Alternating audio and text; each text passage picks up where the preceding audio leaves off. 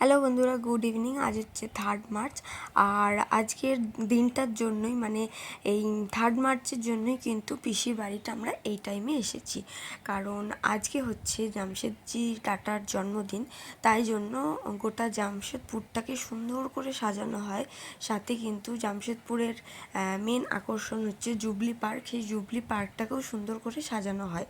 তো যারা জানো তাদের আর এক্সট্রা করে কিছু বলার নেই। তো আমি ব্যাপারটা জানতাম না, তো আমি শোনার পর থেকে আমার ইচ্ছা যে ওই টাইমে একবার যাবই পিসির বাড়িতে, তো গিয়ে দেখব। তো এই 2 বছরে একটা টাইমও ওই টাইমটায় আসা হয়নি, কখনো আমার এক্সামের জন্য আসা হয়নি। তো ফাইনালি আজকে চলে এসেছি। আর আমরা 5জন মিলে গেছিলাম, আমি, দাদাভাই, বৌমনি, মিঠাই আর বর্মশাই, 5জন মিলে আমরা গেছিলাম। তো আর বেশি কথা বলবো না, তো তোমরা লাইটিং আর পরিবেশটা শুধু দেখো।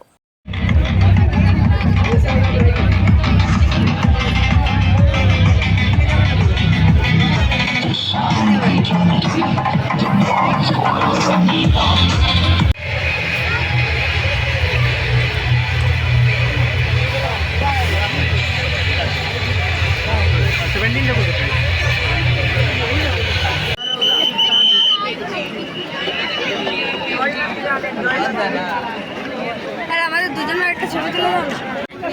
एक विशेष सूचना आप सभी को सूचित किया जाता है।